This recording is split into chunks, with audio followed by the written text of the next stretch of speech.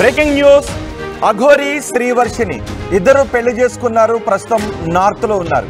అదే సమయంలో అసలు అఘోరి ఫేక్ అఘోరి అంటూ కొంతమంది విమర్శలు కూడా చేస్తున్నారు. అఘోరి పైన కొన్ని కేసులు కూడా నమోదవుతున్నాయి. అఘోరి పూజల పేరుతో తమను మోసం చేశారు అంటూ ఒకరు చెప్తున్నారు. అఘోరి నన్ను ముందు పెళ్లి చేసుకొని ఇప్పుడు వేరొకరిని పెళ్లి చేసుకొని నన్ను మోసం చేశారంటూ మరొకరు ముందుకొచ్చారు. అఘోరి మొదటి భార్య అంటూ ముందుకొచ్చారు. ఈ వివాదం ఇలా కొనసాగుతున్న సమయంలో అఘోరిపై కేసు కూడా నమోదు కావడంతో తెలంగాణ పోలీసులు అఘోరి కోసం చూస్తూ ఉన్నారు. అఘోరి కోసం వెతుకుతున్నట్టుగా తెలుస్తోంది. అయితే అఘోరిపై ఇప్పటికే 2 కేసులు నమోదయ్యాయి. అఘోరి శ్రీవర్షిని ఇష్యూపై ఇటు మహిళా కమిషన్ కూడా సీరియస్ అవుతున్నట్టుగా తెలుస్తోంది. అఘోరి శ్రీవర్షినిలో అరెస్ట్ భయం కూడా కనిపిస్తోంది అనే చర్చ జరుగుతోంది. అయితే అఘోరి శ్రీవర్షిని ఇద్దరు చెప్తున్నారు తమ జోలికి ఎవరు రావద్దు అని, వస్తే చనిపోతాము అంటూ అఘోరి శ్రీవర్షిని ఒక వార్నింగ్ కూడా ఇస్తున్నారు. ఒక వీడియోను కూడా రిలీజ్ చేశారు. వర్షినితో పెళ్లి తర్వాత అఘోరిపై తీవ్ర స్థాయిలో విమర్శలు వ్యక్తమవుతూ ఉన్నాయి. అఘోరిపై వ్యతిరేక గళాన్ని వినిపించే వాళ్ళు ఇప్పుడు ముందుకొస్తూ ఉన్నారు. అఘోరి అసలు తమ అఖాడాలోనే లేడు అంటూ అఖాడాలు ఇచ్చిన ఒక రిపోర్ట్ను కూడా తీసుకొని నిన్న శివరుద్రస్వామి కూడా బయటకు వచ్చారు, మీడియా ముందుకు వచ్చారు. ఇప్పుడు అఘోరి ఒక వీడియోని రిలీజ్ చేశారు. తాము తెలుగు రాష్ట్రాలకు ఇక రావాలి అనుకోవడం లేదని. మీరు ఆర్టీవీ స్క్రీన్ పైన చూస్తున్నారు. అఘోరి మొదటి భార్యను నేనే అంటూ ఒకరు ముందుకు వచ్చారు. ఆ ఫోటోగ్రాఫ్ని కూడా మీరు ఆర్టీవీ స్క్రీన్ పైన చూస్తున్నారు. అఘోరి ప్రస్తుతం ఆమె లేడీ అఘోరిగా ఉన్నారు. లేడీ అఘోరిగా మారక ముందు తన పేరు శ్రీనివాస్. ఆ శ్రీనివాస్ ఫోటోగ్రాఫ్ని మీరు 2వ బాక్స్లో చూస్తున్నారు. 3 సర్జరీలు చేయించుకొని అఘోరి లేడీ అఘోరిగా మారిపోయాడు శ్రీనివాస్. తన ఐడెంటిటీని, తన లింగాన్ని శివుడికి సమర్పించుకున్నాను అని అఘోరి చెప్తున్నాడు. కఠోర దీక్ష చేసిన తర్వాత తను అఘోరిగా మారాను అని చెప్తున్నాడు. కఠోర ప్రాక్టీస్ చేశాను అని, సాధన చేశానని చెప్తున్నాడు. ఇప్పటికీ రోజుకి కొన్ని గంటల పాటు తను సాధన చేస్తూనే ఉంటాను అని ఆ లేడీ అఘోరిగా మారిన శ్రీనివాస్ చెప్తున్నాడు. అఘోరి 2 రోజుల క్రితం పెళ్లి చేసుకున్నాడు. మధ్యప్రదేశ్లో కాళీమాత ఆలయ పరిధిలో ఆలయం దగ్గర పెళ్లి చేసుకుంటున్న దృశ్యాలు కూడా ఇప్పుడు మీరు ఆర్టీవీ స్క్రీన్ పైన చూస్తున్నారు. అలాగే అఘోర్ అఖాడా నుంచి అసలు శ్రీనివాస్ అఘోరే అనే వ్యక్తి మా దగ్గర ఎవరు లేరు, మాకు తెలియదు అంటూ వాళ్ళు ఇచ్చిన ఒక రిపోర్ట్ను కూడా మీరు ఆర్టీవీ స్క్రీన్ పైన చూస్తున్నారు.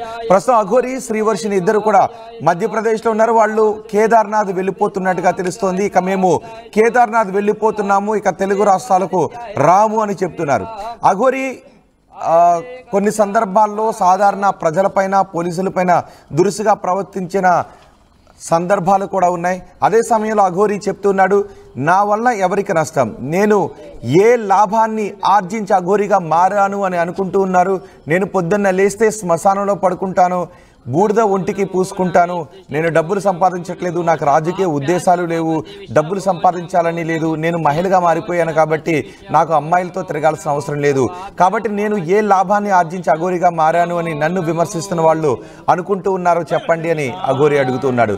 శ్రీవర్షిని కూడా అంటూ ఉంది, నేను అఘోరితో చాలా హాయిగా ఉన్నాను, చాలా సుఖంగా ఉన్నాను, మా గురించి ఆలోచించే వాళ్ళు ఆలోచించడం మానేయండి, మా గురించి ట్రోలింగ్ చేయటం మానేయండి అని అఘోరి శ్రీవర్షిని ఇద్దరు కూడా చెప్తున్నారు. మేము ఇక తెలుగు రాష్ట్రాలకు రాము అని చెప్తున్నారు. మేము కేదార్నాథ్లోనే ఉండిపోతాం, మా పూర్తి కాలం కేదార్నాథ్లోనే గడిపేస్తామని అఘోరి శ్రీవర్షిని ఇద్దరు చెప్తున్నారు. అఘోరి శ్రీవర్షిని తమపై వస్తున్న వివాదాల గురించి మాట్లాడారు. ఒకసారి వాళ్ళు ఏం మాట్లాడారో చూద్దాం. ఇంకా పైకి వెళ్ళిపోయి అక్కడ హరర్ మహాదేవ్ ఎంతో మంది ట్రోలింగ్ చేస్తున్నారు, ఎంతో మంది విమర్శిస్తున్నారు. వాళ్ళందరికీ ఒకటే చెప్తున్నాం, మేమైతే ఇక్కడ ఉండట్లేదు, 2 తెలుగు రాష్ట్రాలకు కూడా మేము రాము, మేము ఉత్తరాఖండ్ వెళ్ళిపోతున్నాం, కేదార్నాథ్ జీవితాంతం అటే ఉంటాం. కేదార్నాథ్కి వెళ్ళి కేదార్నాథ్ నుండి ఇంకా పైకి వెళ్ళిపోయి అక్కడనే ఉండిపోతాం. మా ఇద్దరి జీవితాలు మేము గడుపుతున్నాం. ఎందుకు మా గురించి ఇంత ట్రోలింగ్ చేస్తూ ఇంత విమర్శిస్తున్నారు? మీకేం అవసరం? మా బతుకులు మేము బతుకుతున్నాం కదా, మా జీవితాన్ని మమ్మల్ని బతకనివ్వండి. ప్లస్ అదే కాక వర్షిని ఈరోజు బలిస్తుంది, అలాగే వర్షిని అఘోరి దగ్గర లేదు, ఇలాంటి థంబ్లైన్స్ పెట్టుకోవడం మానేయండి. నేను ఈమె దగ్గరే ఉన్నాను, సేఫ్గా ఉన్నాను, చాలా హ్యాపీగా ఉన్నాం మేము, ఓకేనా? నన్ను ఎవరు బలించట్లేదు. అందుకే మేము ఇంకా ఆ 2 రాష్ట్రాల్లోకి రావాలని చెప్పి అనుకోవట్లేదు. మేము ఆ బతికేది మేము బతుకుతున్నాము, కేదార్నాథ్లో వెళ్ళిపోతున్నాం, కేదార్నాథ్లోనే ఉంటాం ఇంకా. సో ఇంకా ఎందుకు ఛానల్స్ అన్ని మీడియా వాళ్ళందరూ ఎందుకు మా మ్యాటర్ ఒక్కటే పట్టుకున్నారు? ఇక దేశంలో ఏమీ లేవా? 2 తెలుగు రాష్ట్రాలలో ఏ మ్యాటర్స్ లేనట్టు మా మీదనే ట్రోలింగ్ చేస్తూ పదే మా న్యూస్నే వేస్తున్నారు. చెప్తున్నాం కదా, మా దగ్గరికి ఎవరన్నా వచ్చినా సరే, చెప్పమ్మా, మా దగ్గరికి ఎవరు వచ్చినా సరే మేము మా ప్రాణాలు వదలడానికి కూడా సిద్ధంగా ఉన్నాము. వదిలేస్తామని ఫిక్స్ కూడా అయిపోయినాం. పెట్రోల్ కూడా రెడీగా ఉంది. మా బతుకులు మమ్మల్ని బతకనివ్వండి. మేము ఆ 2 తెలుగు రాష్ట్రాలకు రాము. జీవితంలో ఇంకెప్పుడు కూడా ఆ 2 తెలుగు రాష్ట్రాలకు రాబోము కూడా. మేము ఇటే ఉత్తరాఖండ్లోనే ఉంటాం, ఉత్తరాఖండ్లోనే ఉండిపోతాం కూడా. ఒకవేళ మమ్మల్ని విడదీయాలి అని చూసే వాళ్ళకి ఒక్కటే చెప్తున్నాము, మీకు మా ప్రాణాలు పోవడమే కావాలి అంటే ప్రజలకు కానీ ఎవరికైనా కానీ, రాజకీయ వాళ్ళకి కానీ, ఇప్పుడు కేసులు పెట్టిన వాళ్ళకి కానీ మా ప్రాణాలే కావాలి అంటే చెప్పండి, మేము ఇవ్వడానికి చేసుకోవడానికి సిద్ధంగా ఉన్నాము. 100% కాళీమాత మీద ఒట్టు ప్రాణదానం చేసుకోవడానికి కూడా ఉన్నాం. ఇప్పుడు మేము ఎప్పుడైతే మరణిస్తామో పెట్రోల్ పోసుకొని ఈ కార్తో సహా పోతాం కదా, అప్పుడు కూడా మళ్ళీ విమర్శించండి, అప్పుడు కూడా ట్రోలింగ్ చేసుకోండి. 2 ప్రాణాలు పోవడానికి, ప్రత్యేకంగా 2 ప్రాణాలు పోవడానికి ఎవరైతే ట్రోలింగ్ చేస్తున్నారో, ఎవరైతే విమర్శిస్తున్నారో, ఎవరైతే కేసులు పెడుతున్నారో, ఎవరైతే వ్యతిరేకంగా చూస్తున్నారో వాళ్ళందరికీ చెప్తున్నాము. దొంగ కేసులు పెట్టిన వాళ్ళకి కూడా చెప్తున్నాము, 2 ప్రాణాలు పోవడానికి మీరే కారణం. మీకు మా ప్రాణాలు పోతే మీకు ఆనందం అనిపిస్తుంది అంటే దానికి కూడా మేము సిద్ధంగా ఉన్నాము. త్వరలోనే ప్రాణాలు కూడా వదిలిపోతాం. ఎవరైనా మమ్మల్ని పట్టుకోవడానికి వచ్చినా, మా దగ్గరికి వచ్చినా సరే మా ప్రాణాలు వదలడానికి సిద్ధం. అలాగే అసత్య వాక్యాలు చేసే వాళ్ళకి కూడా చెప్తున్నాము, ఇది ఆపితే బాగుంటుంది. ట్రోలింగ్స్ కూడా ఆపితే బాగుంటుంది. నేను ఈమె దగ్గర సేఫ్గా ఉన్నాను. మా బతుకు మమ్మల్ని బతకనివ్వండి. మేము బతుకుతున్నాం కదా, మేము మీ రాష్ట్రాలలో కూడా రాము కదా, ఎందుకు మమ్మల్ని బతకనియట్లేదు? మీరు 2 ప్రాణాలు కోల్పోతున్నారు, చూసుకోండి, జాగ్రత్త. రేపటి రోజున మీ ఇంట్లో వాళ్ళు కూడా ఉంటారు. మీడియాలో ఇంకా ఘోరంగా మా గురించి ఏదైనా వస్తే మేము ప్రాణదహనం అయితే చేసేస్తాము.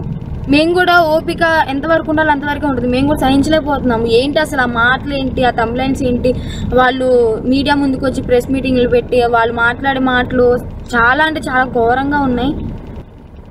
మీరు అనుకుంటున్నారేమో కానీ వాళ్ళు అలాగే అంటారు, చనిపోరని. 100% ఆ వీడియో కూడా మీకు పంపిస్తాను, ఎలా మరణిస్తున్నాం అనేది. ఎవరైనా సరే మమ్మల్ని ఇప్పటికి కూడా మా న్యూస్ ఆపకపోతే మా బతికేది మేము బతుకుతుంటాం కదా. అక్కడైతే లేం కదా 2 రాష్ట్రాల్లో, మీకు మా వల్లే ఇబ్బంది కదా. మేము అక్కడ లేం కదా మీ కళ్ళ ముందు. కానీ మేము రాము కదా, మీకు అదే కావాలి కదా. మేము రాము 2 రాష్ట్రాలల్లో, మేమేదో ఉత్తరాఖండ్కి వెళ్ళి బతుకుతాము.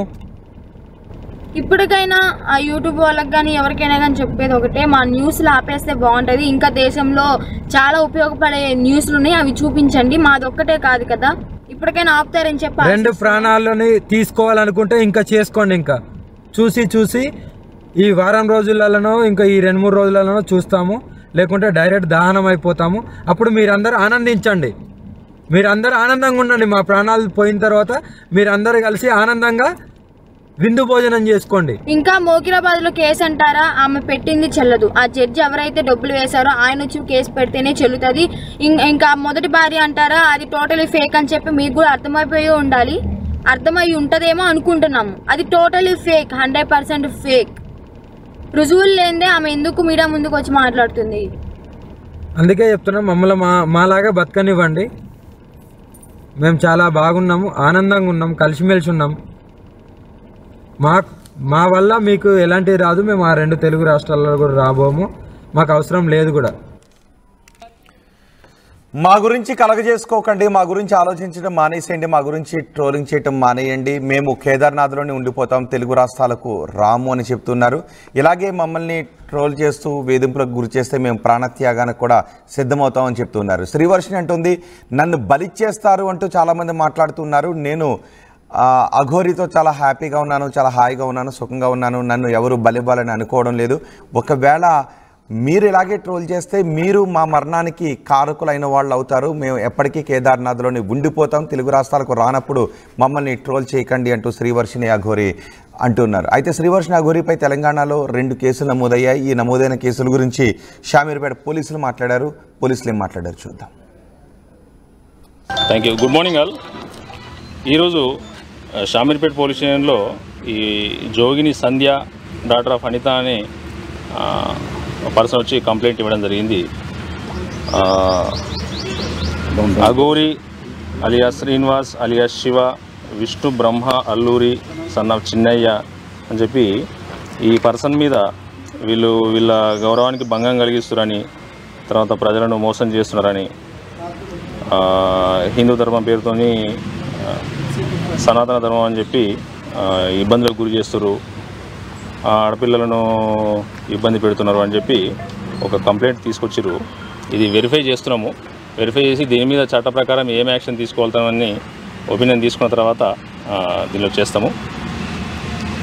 ఇట్లాంటివి ఏమైనా ఉంటే కూడా మీడియా ద్వారా ప్రజలందరూ కూడా ఒక విజ్ఞప్తి ఏంటి అంటే, ఎవరు కానీ ఇప్పుడు ట్రాన్స్జెండర్స్ కానీ, తర్వాత ఒక కులం కానీ, ఒక మతం కానీ, ఒక దాని పేరు చెప్పుకొని ఎటువంటి సంఘ విద్రోహ చర్యలకు కానీ, లేదంటే అపోహలు ప్రేరేపించేటట్టుగా బిహేవ్ చేయడం కానీ, లేదంటే ప్రజల్లో అపనమ్మకాన్ని, అభద్రతా భావాన్ని క్రియేట్ చేయడం కానీ, ఇంకెవరి గౌరవానికి భంగం కలిగించే పనులు చేయడం కానీ, ఇట్లాంటివి చేస్తే చట్టం ప్రకారం అది నేరం అవుతుంది. కాబట్టి వాటి మీద సరైనటువంటి లీగల్ యాక్షన్ తీసుకోవడం జరుగుతుంది. ఇట్లాంటి ఎవరి దృష్టికి వచ్చినా కూడా దయచేసి దగ్గరలో ఉన్నటువంటి పోలీసులకు ఇన్ఫార్మ్ చేసి సరైనటువంటి న్యాయ సహాయము, లీగల్ ఎయిడ్ తీసుకోవాల్సిందిగా మీ మీడియా ద్వారా విజ్ఞప్తి చేస్తున్నాము. ఈ అఘోరి శ్రీనివాస్ ప్రజెంట్ ఎక్కడ ఉన్నది కూడా వెరిఫై చేస్తాము. వెరిఫై చేసి చట్ట ప్రకారం ఏం యాక్షన్ తీసుకోవాలన్న ఒక ఒపీనియన్ తీసుకున్న తర్వాత వీళ్ళ మీద సీనియర్ ఆఫీసర్ నోటీసులు పెట్టి యాక్షన్కి ఇనిషియేట్ చేస్తాం. Thank you. ఎఫ్ఐఆర్ నమోదవుతుంది.